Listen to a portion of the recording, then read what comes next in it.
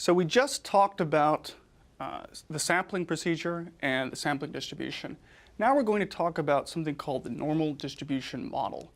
So the idea behind the sampling distribution is that it is roughly mound-shaped, symmetric, and it's centered near the mean, the population mean. We actually see distributions of data with similar properties, such as this one, quite often.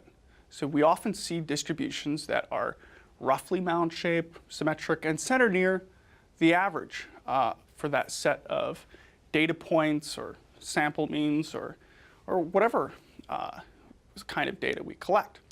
So for example, let's suppose you're an epidemiologist, so you're a public health researcher, and you have a data set of 50 states from the United States. So as an exploratory aspect of data analysis, suppose you want to examine the distribution of a few numerical variables that are important for you in your analysis. So you might look at the percent who smoke across these different states. You might look at the percent who drink and the percent who report eating fruits and vegetables. And you might ask, well, what's the distribution of these variables? Are they roughly mound-shaped, symmetric, and centered near the mean? Well, let's gather some data. So these are 50 US states. So each row, each case is a different state. So we have Alabama, Alaska, all the way down to Wyoming. And then we have various characteristics of the US states. So this is a truncated output. We actually have more columns for our data set than are actually shown here. But here we can see we at least have population, region, the percent who went to high school. But we also have these public health variables, such as percent who smoke. So the percent who smoke in states, it varies. But you can see that based on this distribution, right, in terms of the percent who smoke, some states are really low, some states are really high. But in general, right, there's an average of about 21%. So on average, 21% of people smoke across these different states. So it's roughly mound-shaped, it's roughly symmetric, and this distribution is centered near the mean of 21%. If we look at the percent who report drinking heavily, meaning drinking alcohol, the average across these different states is about 4.9%. That's the percent of heavy drinkers. But if we look at the distribution across states, it's roughly mound-shaped, it's roughly symmetric, so the left and right sides are roughly the same. There's no skewness, aren't really outliers.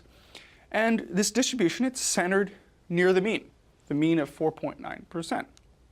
If we look at the percent reporting that they eat fruits or vegetables, this distribution too, based on this histogram, is roughly mound-shaped. So there's kind of a peak in the middle. It's symmetric, roughly. And then it's centered near the mean. The mean in this case is 23.4% reporting eating a lot of fruits and vegetables, or vegetables. So each of these distributions, it has these kind of properties. Well, we want to think about a way of modeling this very commonly encountered distribution. Besides examining histograms, we want to see maybe we can develop a generic model for this kind of distribution. Well, the generic model we use is something called the normal distribution model. Sometimes people just call it the normal distribution for short, right? It's normal, we encounter it quite a bit. This is what the normal distribution model looks like. It's a theoretical model, but it is foundational for many aspects and fields in a lot of fields. This normal distribution model, it's mound-shaped, it has two tails, and it's centered on a mean. This distribution has many names. You might hear it called the Gaussian distribution, the bell curve or the bell-shaped curve, or sometimes a normal curve. They call that line, they call that a curve. The important point is that whatever you call it, this normal distribution model has a number of fundamental properties, right? But keep in mind, this is a theoretical model.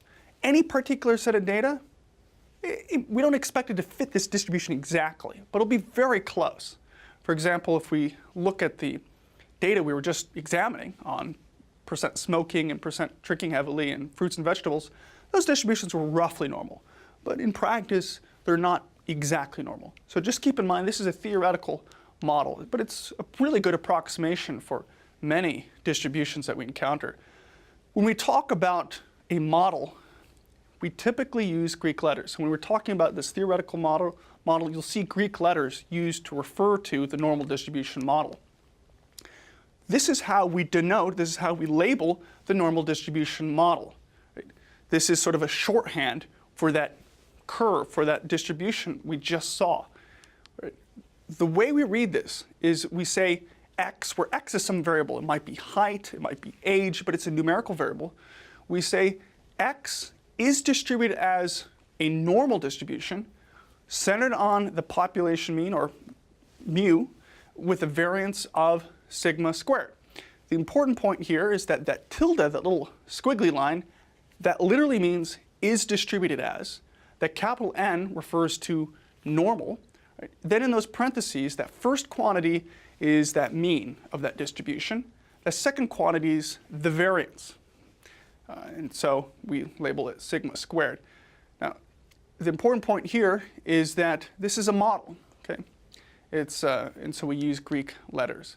So this is what our normal distribution model looks like. Right? It's centered on mu, and it has a standard deviation of sigma, and accordingly a variance of sigma squared.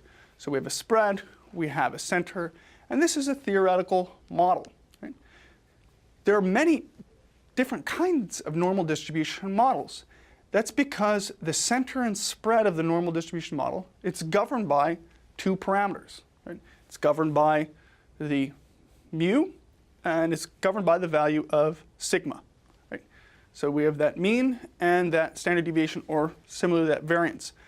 Those are the two parameters that will alter what this distribution looks like. So let's examine some of the varieties of the normal distribution model. So we're first going to see what happens when we shift around values of that center, of that mean. Right, so in this case, we have some random variable we're going to call x. It's distributed normally, and it's centered on 100. So that's the mean, and it has a variance of 10 squared, or a standard deviation of 10. This is what the model looks like. So you can see it's centered on 100. You know, that line, that curve, okay, it's sort of a model of this distribution. Well, we can shift around the values of that mean. So we can shift the mean down. Okay, so this is the normal distribution model with the mean of 80. You can see the entire distribution is shifted downward. Right? We can also shift the distribution upward. So here it is centered around 120. So we can shift around the values of that mean. We can also change the values of the spread of sigma. Right? So this is our distribution centered on 100 with a value of 10 for sigma, or a variance of sigma squared, 10 squared. But we can shift around the values of that spread. So here, we make that spread a little bit smaller. Okay? The spread here now is 5, so we have sigma of 5. We can also make that spread even smaller. Here we have a value of sigma equals 2. Right? The point is that there are many varieties of the normal model. But regardless of how we change that mean and that standard deviation for the normal distribution model, right, regardless of those two values, the shape is going to be mound-shaped and symmetric. Okay? But there are many varieties. Okay? It can look a little bit different each time depending on where the center is and what the spread is.